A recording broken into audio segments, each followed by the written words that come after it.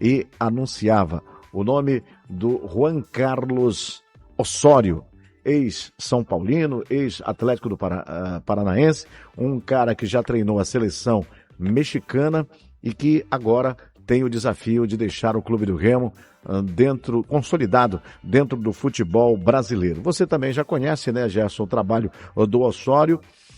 Tem gente que diz assim, foi surpresa? Sim, pelo nome, mas tem gente que não discute a qualidade, a experiência desse treinador de 63 anos.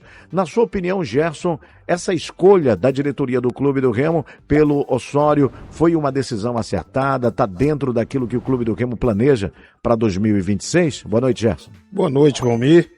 Olha, surpresa sem dúvida, né? Ninguém esperava. Nem o pessoal que vive chutando aí a torta e a direita conseguiu nem passar perto, né?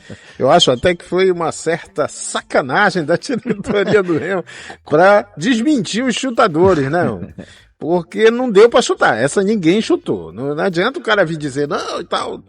Essa não teve nem zuzuzu, né? Não passou nada perto.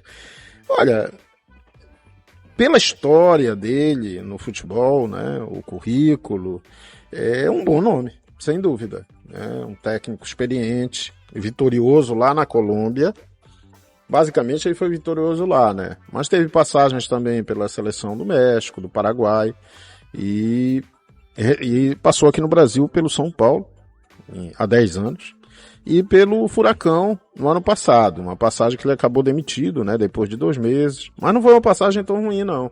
Ele só perdeu um jogo, mas houve muito problema interno. Esse é um aspecto que a gente pode falar até mais depois, que cerca aí, né, o Osório. As características dele sempre foram de um técnico muito inventivo, né, um técnico que gosta de reter a posse de bola. Os times dele têm que trabalhar assim, pelo menos era assim até pouco tempo, não sei se já mudou. Eu acho que ainda é. E ele é um técnico que troca muito de jogador, né? Para ele, aquela noção de que não há titulares, todos são titulares, é uma constatação. Não é só teoria, né? Não é só teoria, né? Agora, isso bate um pouco de frente com os nossos... a própria cultura do torcedor. Nossos costumes, né? O torcedor paraense, principalmente, brasileiro em geral, mas Pará aqui em específico, ele não gosta muito disso. O torcedor paraense gosta de saber a escalação de cor. Cabeça. Não, esse o time e tal. E quando começa muita troca... O torcedor começa a se perguntar. Pô, esse cara, será que ele não tem certeza e tal? Aquele negócio. Então tem que ir se preparando um pouco para esse novo tempo que o Remo vai ter. Agora, se por um lado eu vejo essa vantagem, a vantagem também de exposição internacional da marca do Remo, né? É um técnico de nível internacional, é um cara que disputou a Copa do Mundo. Tem um outro lado, o componente que cerca sempre esse tipo de contratação, que é o risco, né? O Remo, eu entendo que o Remo está entre a ousadia e o risco, né? Mas não havia muita coisa, né, fora disso. Acho que está nos dois juntos, né? Ousadia e risco juntos. Mas quando você fala em ousadia, você ainda fala em algo que tem muito de positivo, né? De abrir caminhos e tal. O risco já é a coisa mais temerária. E nesse aspecto, não tem como evitar, né? Ele vai encarar um campeonato brasileiro dos mais difíceis. Agora, você acha que por ele ser um treinador colombiano, ter um mercado aberto aqui na América do Sul, ele vai pulverizar desses jogadores aqui, desse mercado da bola sul-americano? Acho que o Remo vai, sim, buscar muitas peças aí nos países sul-americanos. A gente torce, né, para que sejam jogadores que encaixem, né? Não esquecendo, né, Valmir, que há essa deliberação da CBF recente que reduz, né, reduz ou aumentou? Não, ela reduz. Era 9, né? Eram 9, sim. E ela reduz para 7. Caiu para 7. E o que aumentou foi o prazo do número de jogos que um jogador pode fazer até se transferir para outro clube. Que eram 6 jogos e pode chegar até 12, né, agora. Em função do problema da Copa do Mundo, né, das restrições aí de janelas e tudo mais. Mas acho que é um nome muito interessante. Surpreendeu, mas no geral acho que é uma surpresa positiva. É um cara que tem currículo, tem experiência, tem nome, né? É um técnico de 64 anos, Ele já viveu muita coisa no futebol. O futebol colombiano é um futebol que não é tão, digamos, distante em termos de características do nosso. É um futebol que gosta de habilidade também, né? Sempre cultivou isso. Desde os tempos ali de René Higuita, Valderrama e companhia. Rincón. O futebol colombiano, para nós, ele surge ali, né? Embora ele seja muito anterior e tal, da época do Milionários. Eu acho que a partir daquela Copa de 94 nos Estados Unidos, né? Com Asprilla, com o Rincón, Valenciano, Valência, né? Com o Higuita no gol. Isso. Aquele time ali. Rincón. Então, é um futebol que tem muito, né, a ver com o nosso. Acho que é uma influência natural do Brasil sobre eles. E também um futebol de velocidade, né? Jogadores muito rápidos. E acho que o Osório vai tentar, né, trazer gente de fora. O que pode ser muito bom, porque ele conhece esse mercado, né? O Remo ganha um cara que vai saber se movimentar aí. E tomara que se adapte bem. Olha, ao nosso clima, né, também, que não é fácil para ninguém. Né? Agora parece um pouco com o clima colombiano, que é quente aqui, Isso. Lá é quente ali em Bogotá, Cartagena, muito quente. Agora, o Saulo Zaire hoje fez um trabalho muito bom, conversando com colegas da imprensa, de onde ele trabalhou, com o Eduardo Afonso, que é o colega da ESPN, cobre o São Paulo. Da ESPN, eternamente cobrindo São Paulo, e de uma colega lá do Paraná, da rádio TMZ. É TMZ, Saulo? TMC, né, que é a antiga Transamérica, não esqueci agora o nome dela, que ela falou muito de como ele trabalha, né, que é aquele cara que gosta de aproximação, toque de bola, ele é muito ofensivo, intenso, gosta de fazer esse chamado rodízio, e o Eduardo Afonso falou muito do comportamento, que é um cara boa praça, gente boa, e que gosta da resenha, só saiu do São Paulo porque havia uma política interna muito complicada. A grana também estava fraca. Estava ruim, ele queria reforços. Miguel né? Aidar, inclusive, foi deposto, né? Aí ele teve que sair, e saiu por opção, aceitando o convite da seleção mexicana naquela altura para trabalhar por lá. E o aspecto comportamental também vai ser muito importante nessa condução, né, Gerson? Muito. O Eduardo, inclusive, fala que ele observou que o Rogério Ceni, né, que estava em fim de carreira, foi muito influenciado pelo trabalho com o Osório lá. Aprendeu muito, né? Para abraçar a carreira de técnico, né, para se decidir a ser técnico. Eu acho que essa questão do relacionamento, né, o Remo foi muito bem nisso, é bom que a gente registre, né? É mais ou menos óbvio, mas é algo que precisa ser ressaltado. A Série B do Remo, ela não foi bem sucedida apenas dentro de campo, ela foi fora também, né? O Remo teve um ambiente muito bom. Apesar das trocas de treinadores, mas o grupo sempre esteve muito forte. E isto tem que ser preservado, principalmente num campeonato desafiador como vai ser esse brasileiro, né? E o Remo com pouco tempo para montar as peças, né? Ele vai chegar em 2026. 2026 vão estar faltando, ele vai ter basicamente 26, 27 dias para a estreia, né? Muito pouco tempo. Espera-se aí que ele já participe também, né, Valmir, das escolhas, da busca desses jogadores. Acho que eles vão ficar falando online, né? Conversar já se integra, né? Entre eles aí. Deixa eu acionar o Saulo Zaire para conversar com a gente aqui. Saulo, eu sei que você noticia, né? Você já deu essa informação aí. Agora eu queria saber também da sua opinião, pela sua vivência, pelo que você conhece do Osório. Como é que você também encarou o Osório de volta ao futebol brasileiro e agora aqui no Norte, comandando o Clube do Remo na Série A do Brasileiro? Boa noite, Saulo. Tudo bom, Valmir? Boa noite para você. Um abraço para a galera do Cartaz Esportivo nesta quinta-feira, às 18h17. Valmir, no meu jeito de enxergar futebol, o Juan Carlos Osório é um cara diferenciado positivamente. Por quê? Ele cobra intensidade. Com ele, o treino não é jogo, se transforma numa guerra, campo reduzido, pensamento rápido, pressão ali no campo de defesa do adversário, triangulações. Agora, daí para você transformar isso em resultados já de cara, principalmente numa Série A, você tendo a teoria e colocando isso em prática com um grupo de jogadores que a gente nem sabe de onde vem e quem são, vai uma diferença, uma distância muito grande. Agora, é uma filosofia que eu gosto de você propor jogo, de você ser intenso, de você marcar, você se defender sem bola, adiantando a marcação. Agora isso gera cobrança, gera desgaste.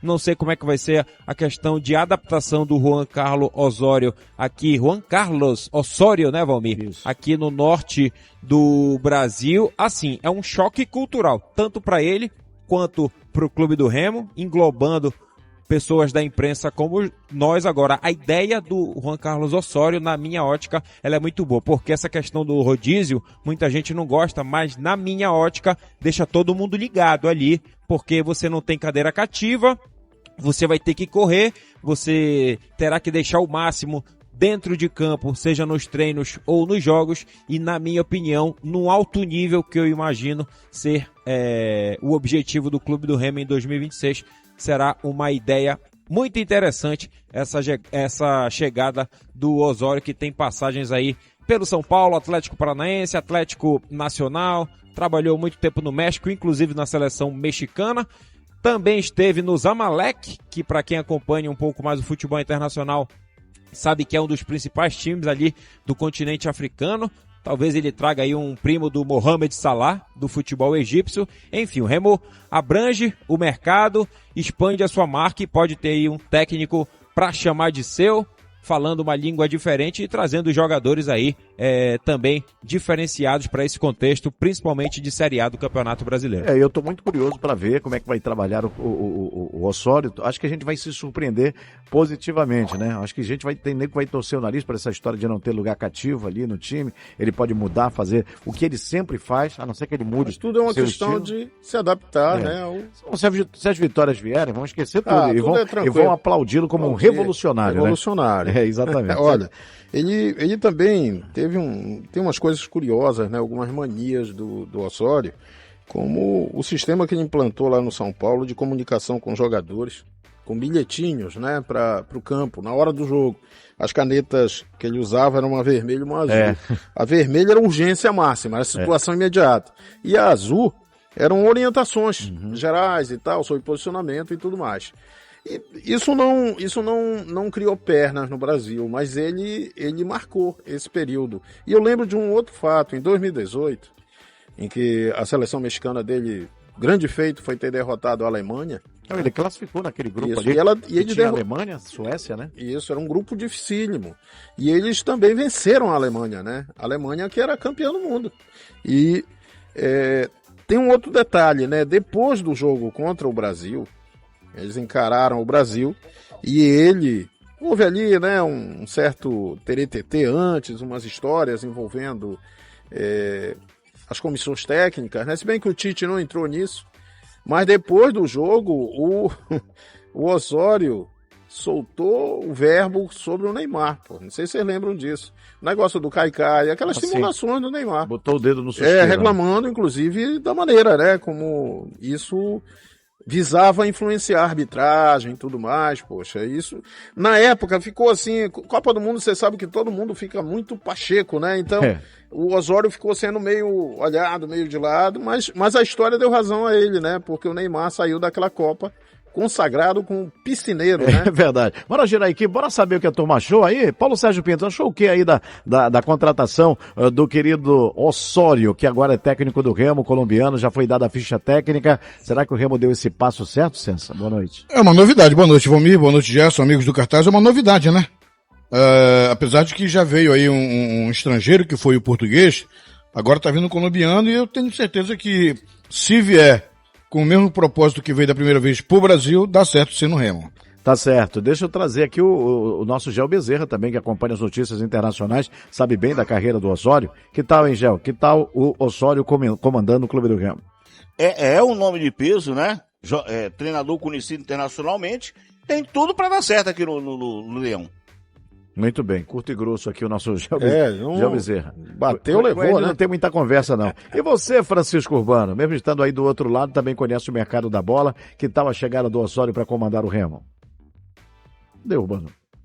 Será que ele não vai querer? Ele não tá resenhando? Ele não tá. quer... Se absteve. Calma, tô estudando o que eu vou falar.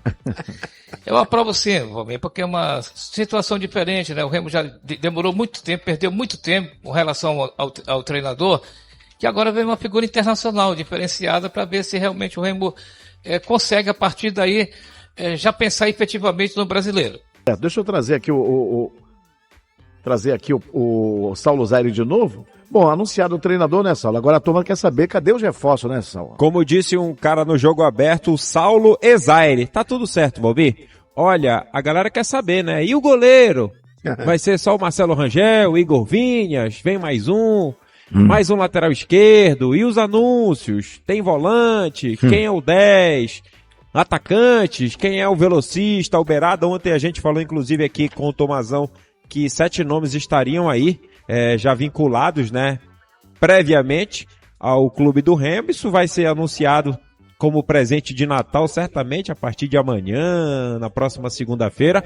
Isso é uma questão estratégica para quem sabe um pouquinho de comunicação social, já conviveu em assessoria, como é o caso do Gerson. Você vai soltando homeopaticamente as informações para não despejar tudo de uma vez. O Remo está na dele, nessa relação estratégica com o Fenômeno Azul. Claro, a gente está também no nosso papel de apurar informações aqui, acolá, mas os nomes estão aí na gaveta, agendados, os oferecimentos são inevitáveis e esperamos aí que o Juan Carlos Osório esteja atuante nesse movimento aí de ir ao mercado com assertividade para o Remo ter um time e chamá-lo de seu, seja no Parazão, na Série A, na Copa Norte, que é verde, na própria Copa do Brasil, sem esquecer o Águia no próximo dia 18 na Supercopa Grão-Pará lá no Mangueirão. E como diz o Caboclo, né, eu acho que em breve vai começar a espucar muito nome, muitos nomes aí. Agora você falou aí, né, Saulo, que eles só devem chegar no início dos primeiros dias do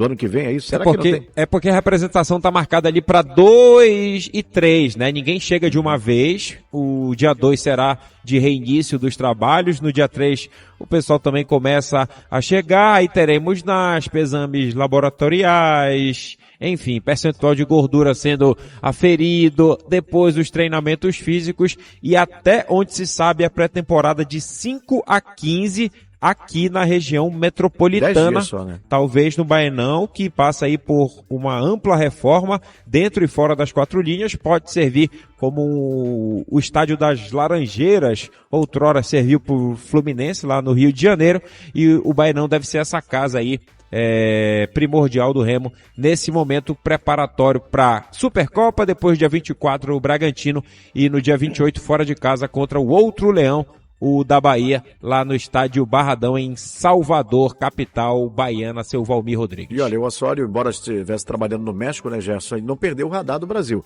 A essa altura, confirmada a presença dele aqui como técnico do Clube do Remo, ele já deve estar entabulando, sabendo a ideia de que ele pode indicar, conversar com o executivo de futebol, o presidente e tudo. Ou seja, não é porque ele não está aqui que ele não está trabalhando. Eu acho que eles vão trabalhar sim, de forma remota, mas vão continuar trabalhando, né? Sim, porque eu acho que pelas facilidades que se tem hoje, né, de comunicação em todas as plataformas aí, ele vai se integrar naturalmente ao trabalho de busca de novos nomes, né, sondagem, pesquisa, né, e as reuniões mesmo, né, que rolam nesse, né, reuniões online. O jogador vai ser oferecido também, né? Também.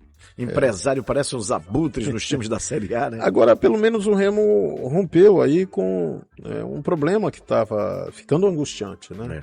O Remo passa a ter um comandante. Saiu a fumaça, abemos técnico. Por exemplo, a partir de agora, eu acho que é mais ou menos tranquila e rápida, né?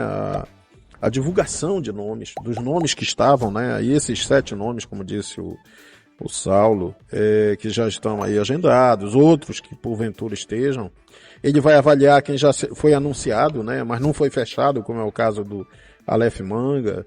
Ele vai avaliar tudo isso, né? Agora é com ele, agora é o homem que manda. Ô Saulo, o que você falou do Simbazinho aí, Saulo? Daqui a pouco no programa Conversa com o Leão, ao vivaço, às 20 horas, 8 da noite, teremos o Netão, técnico do time que vai pra Copinha. A galera vem aí em peso, o Cacaroto, que é capitão, o pessoal da comissão técnica, o Paulinho Araújo, que é diretor da base. É o último Conversa com o Leão do ano. Terei a honra, mais uma vez, de substituir aí o nosso Paulo Cacheado, que está em período de férias, e marcaremos aí uma presença no Conversa com o Leão, dando moral para a base, né, azulina, que representará o Pará a partir de dia 5 de janeiro lá na Copinha. Remo que está no grupo 27 em Barueri contra o Batalhão do Tocantins, o Monte Roraima no dia 8 e o Monte Roraima do futebol roraimense e o Palmeiras no dia 11, fechando aí a fase classificatória. Esperamos nós com a equipe já classificada à próxima fase. E para quem gosta do futebol de base, Valmir, Sim. dia 3 de janeiro, vai ser um sábado, 17h15, no estádio Paulo Constantino, em Presidente Prudente, Grêmio Prudente, Carajás. 13 horas, no estádio Mário Lima Santos, em Brodowski, Bandeirante de São Paulo, Etuna Luso Brasileira. 4 de janeiro, um domingo, 11 horas da manhã, no estádio Joaquim de Moraes Filho, em Taubaté, Botafogo do Rio de Janeiro e Águia de Marabá. E dia 5 de janeiro, uma segunda-feira, 17h15, na Arena Barueri, em Barueri, Clube do Remo e Batalhão do Tocantins. Obrigado, Paulo Sérgio. Diga, Gerson. Não, só atualizando aquela informação sobre o número de estrangeiros, permanece o mesmo limite de 9. Havia a intenção da CBF, foi isso que ficou mais ou menos ali, né, cogitado, nesse momento em que a CBF fez aquele congresso recente, mas os clubes alegaram dificuldades até mesmo porque tem muito contrato em andamento e foi mantido esse limite de 9 jogadores, que foi 7, né, até 2023. E passou para 9 agora. 9 em 2024 e permanece até 2026. Então vai ficar pelo menos 9 jogadores que podem ser relacionados naquela lista de jogadores, né, na súmula e tal, aquela relação nominal de jogadores que vai para o jogo, né, não jogadores em campo. Entendi. Né, mas até porque a substituição, aquela coisa toda, mas é permitido. Tá explicado aqui. Essas foram as principais informações do momento, mas a qualquer instante mais novidades podem surgir. Se você quer estar sempre um passo à frente e acompanhar tudo sobre o Leão Azul em primeira mão, já sabe onde encontrar as melhores atualizações. Agora, te desafio a assistir o próximo vídeo e continuar por dentro de tudo o que está acontecendo.